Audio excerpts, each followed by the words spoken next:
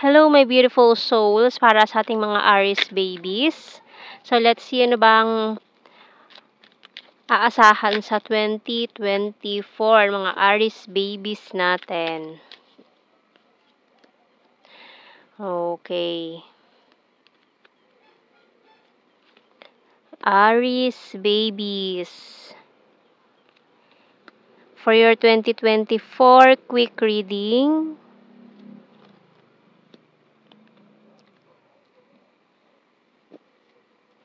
okay, so ang lakas ng ano dito ha, mga energies natin.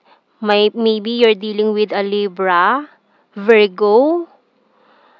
Ayan. May mga decision ka, big decisions na kailangan mong paghandaan this 2024. Tingnan natin. Kasi parang ang tagal mo na stuck or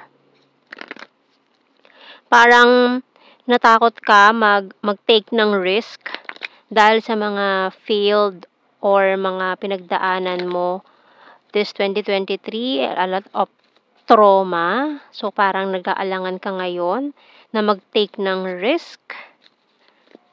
So, tingnan natin. Kung sa relationship ito, parang iniisip mo kasi laging failed or hindi nag-work out this time. Kaya this time parang nag-aalangan ka or hindi ka makapag-decide. So, we have here the music and mask. Bird and playing cards. Kasi itong taong ito na iniwasan mo na from the past, maaaring pinaglaruan ka or in-scam or may naranasan kayong scam ngayon 2023, kaya parang undecided ka. No? Pero, itong sinasabi dito kasi ng mga cards natin, na this time, pwede ka mag-take ng risk. So, kalimutan na itong mga nangyaring ito. Although, kahit na may mga taong hindi maganda or may mga taong nanloko sa'yo before, hindi naman lahat is ganon. No? So, ang sinasabi dito ay pwede ka mag-take ng risk. So, pero, decision mo ito ha. Isang malaking decision ang kailangan mong gawin about this, kung go for it ba or hindi. So, tingnan pa natin kung naghihintay ka pa ng signs. So, we have here nurture by Archangel Gabriel. As you nurture a child, you nurture your own inner child.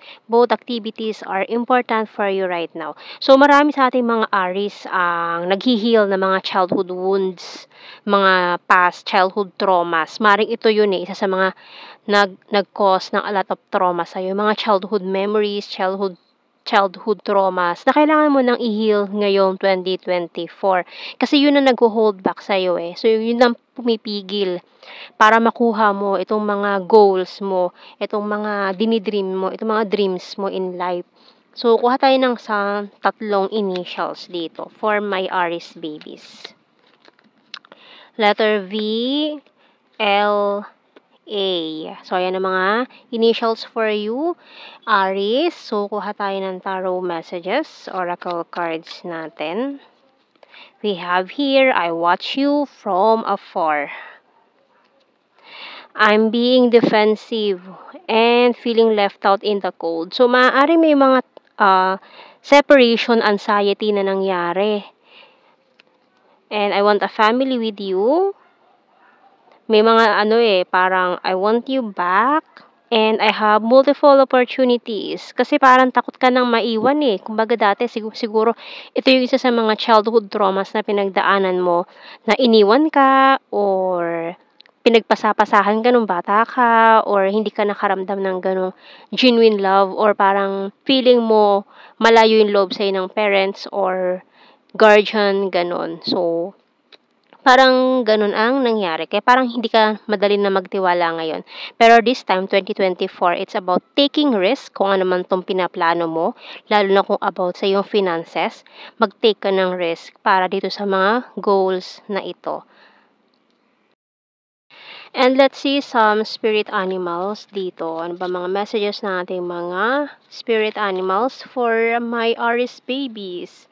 So we have here, magic works through you, beetle, and swan.